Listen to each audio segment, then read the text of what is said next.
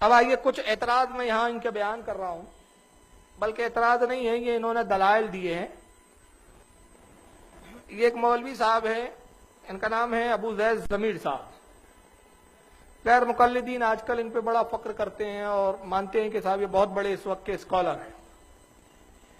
یہ چند باتیں کیا بیان کر رہے ہیں استوا اور اللہ کے بیٹھنے کے تعلق سے، ذرا سماعت فرمائیں۔ اللہ ہر جگہ ہے۔ ایک بہت بڑا طبقہ ہے جس کا عقیدہ آج یہ ہے کہ اللہ ہر جگہ ہے۔ وہ یہ سمجھتے ہیں کہ اللہ کو ہر جگہ ماننا اللہ کی قدرت کو ہر اعتبار سے پاورفل ماننا ہے، کہ اللہ کی قدرت کا اظہار ہے کہ اللہ کو ہی مانا جائے ہر جگہ ہے۔ حالانکہ اللہ کو ہر جگہ ماننا اللہ کو محدود کرنا ہے، اللہ کو محدود کرنا ہے، اور اللہ تعالیٰ کی شان میں گستاخی ہے۔ ایک لمبا موضوع ہے، اس پہ تفصیل سے میں بہت زیادہ گفتگو نہیں کروں گا۔ اللہ کو ہر جگہ ماننا اللہ کو جگہ میں محدود کرنا ہے۔ کیوں؟ اس لیے کہ جگہ کیا ہے، محدود ہے کہ لا محدود ہے؟ محدود۔ تو اللہ ہر جگہ ہے، یعنی اللہ جگہ میں ہے۔ تو اللہ کو ہم نے کیا کیا؟ محدود کیا کہ لا محدود کیا؟ اللہ کو محدود کر دیا ہم نے۔ اور یہ ایسا جملہ ہے جو نہ اللہ کے نبی صلی اللہ علیہ وسلم نے کہا، نہ صحابہ نے کہا، نہ سلف نے کہا۔ اللہ ہر جگہ ہے کا جملہ نہ قرآن میں ہے، نہ سنت میں ہے، نہ صحابہ سے ملتا ہے، نہ چاروں اماموں سے ملتا ہے۔ لا کے بتاؤ، اللہ ہر جگہ ہے کا جملہ کہیں نہیں، یہ کسی جگہ نہیں ہے۔ اللہ ہر جگہ ہے کا جملہ کسی جگہ آپ کو نہیں ملے گا۔ یہ کس جگہ ملے گا؟ جن کو علم کم ہے ان کی عقل میں اس کو جگہ ملے گی آپ کو۔ تو اللہ ہر جگہ ہے کیا؟ نہیں، ہمارا عقیدہ نہیں ہے۔ اللہ تعالیٰ عرش پر ہے، ساتوں آسمانوں سے اوپر، عرش سے بھی اوپر۔ کیوں؟ اس لیے کہ اللہ تعالیٰ کو ہم جگہ میں محدود نہیں مانتے ہیں۔ جب ساری جگہیں ختم ہو جاتی ہیں اس سے اوپر اللہ تعالیٰ ہے۔ تو یہ زیادہ اچھا عقیدہ ہے کہ جگہ میں ماننا اچھا عقیدہ ہے۔ پھر جب جگہ نہیں تھی تو کہاں تھا؟ جگہ تو بعد میں آئی کہ پہلے سے جگہ؟ اللہ نے آسمان و زمین بنائے تو یہ جگہ ہے، تو اللہ تعالیٰ اس سے پہلے بھی تو تھا نا۔ تو اللہ تعالیٰ کو یہ ماننا کہ اللہ تعالیٰ ساتوں آسمانوں سے، سب زمین سے سب سے اوپر ہے، وہ جگہ میں نہیں ہے، یہ عقیدہ اچھا ہے۔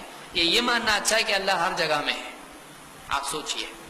دوسری بات، ہر جگہ میں ماننا یہ اللہ کی ذات میں عیب پیدا کرتا ہے۔ اسی لیے ابو الحسن اشعری رحمۃ اللہ علیہ نے اپنی کتاب الابانہ وغیرہ میں کہا ہے کہ جو آدمی کہتا ہے اس سے پوچھو کیا مریم کے پیٹ میں بھی اللہ تھا؟ ہر جگہ ہے بھائی، تو کیا مریم کے پیٹ میں جگہ نہیں ہے؟ کیا بت میں بھی اللہ ہے؟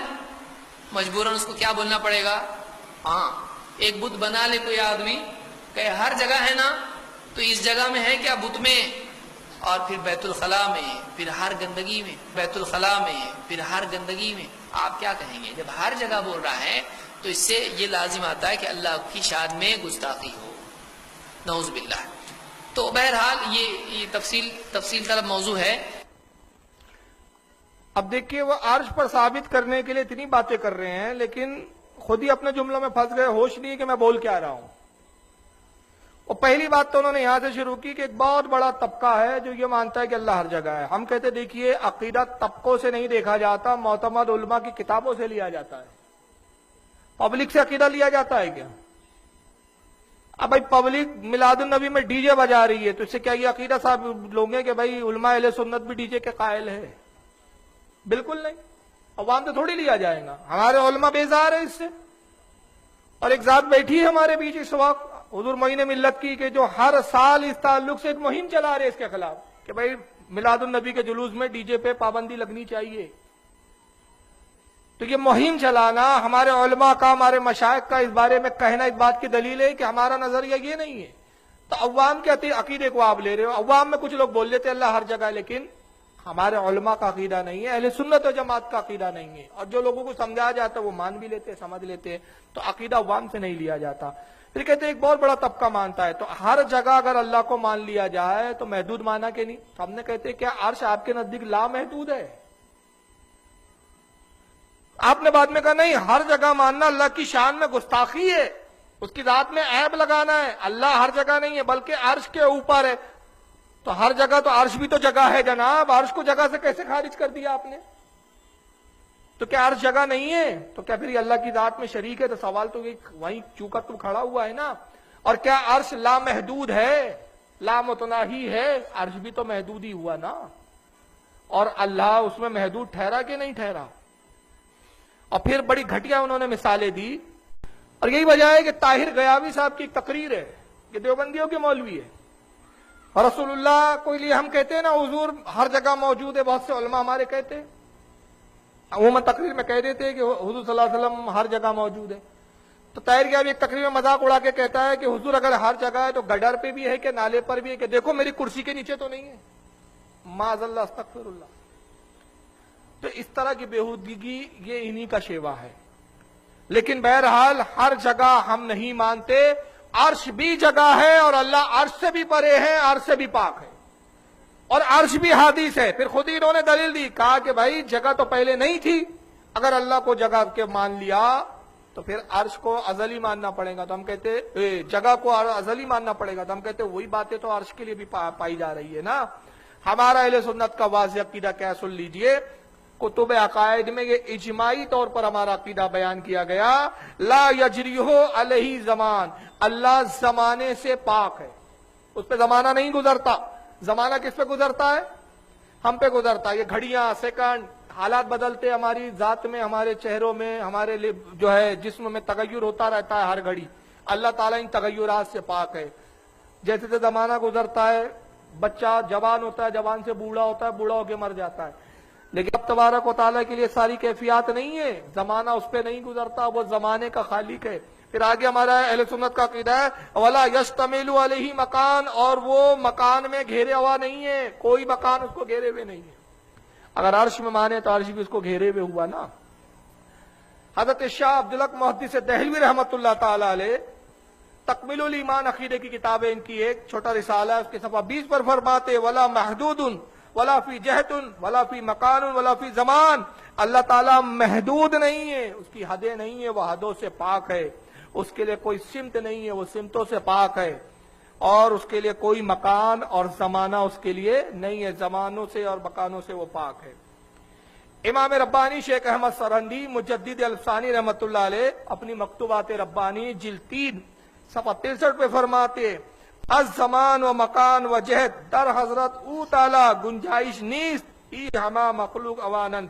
کہتے ہیں کہ مکان اور جہد سمتے اللہ تعالیٰ کے لیے اس کی کوئی گنجائش نہیں ہے کہ اللہ کے لیے مکان مانا جائے، اللہ کے لیے حد اور زمانہ مانا جائے. یہ سب مخلوق کے لیے، رب کے لیے نہیں ہے. حضرت شاہ عبدالعزیز محدث دہلوی، شاہ عبدالعزیز کو یہ بھی مانتے ہیں. شاہ عبدالعزیز محدث دہلوی رحمۃ اللہ علیہ تحفہ اثناء عشریہ صفحہ نمبر 141 عقیدہ نمبر 13 کے تحت فرماتے ہیں کہ حق تعالیٰ را مکان نیست. کہتے ہیں کہ حق تعالیٰ کے لیے، اللہ تعالیٰ کے لیے کوئی مکان نہیں ہے کہ کسی مکان میں وہ ہو.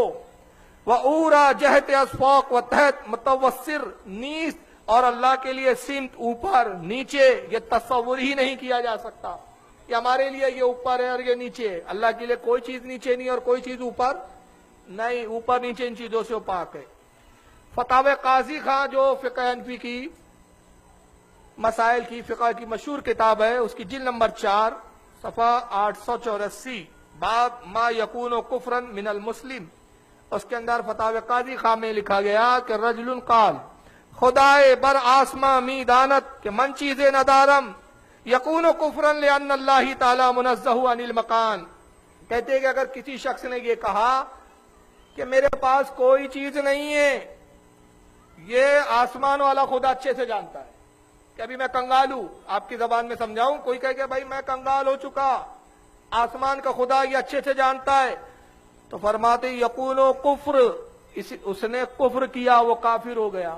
یہ کہنے پر کافر ہو گیا. کیوں کافر؟ اس لیے ہوا کہ ان اللہ تعالی منزہ عن المکان، اس لیے کہ اللہ مکان سے پاک ہے اور اس نے آسمان والا، آسمانوں میں جو خدا ہے کہا، یعنی اس نے آسمانوں میں خدا کو محدود سمجھا. اس نے کہا نا جملہ یہ ہے کہ خدا آسمان میں جو ہے وہ جانتا ہے میرے پاس کچھ نہیں ہے، وہ کافر ہو گیا. فتاوی عالمگیری میں جلد نمبر 2 صفحہ 259 کے اندر ہے युकफ़्फ़रु बिइज़्वातिल मकानिल्लाहि ताला, कहते हैं कि कुफ्र है कि अल्लाह ताला के लिए जगह और मकान साबित किया जाए।